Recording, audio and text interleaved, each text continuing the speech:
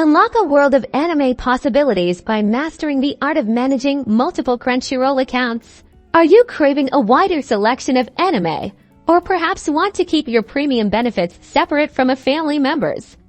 Creating and managing multiple Crunchyroll accounts is a legitimate way to enhance your viewing experience. First, and most importantly, ensure you're using permitted methods. Crunchyroll allows for multiple accounts, each requiring a unique email address and password.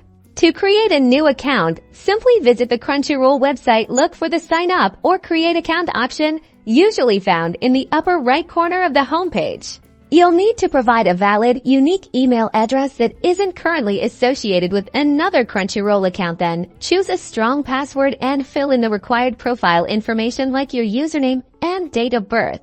Once you've submitted your information, check your inbox for a confirmation email from Crunchyroll. Click on the verification link within that email to activate your new account.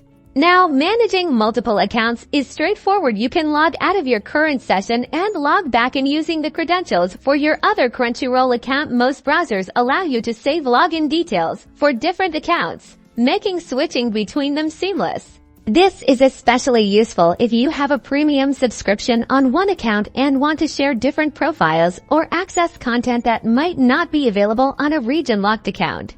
Remember, using multiple accounts is about personalizing your anime journey, not about creating multiple paid subscriptions for the same individual. To bypass limits, stick to the official sign-up process, and you can enjoy a diverse and tailored anime library.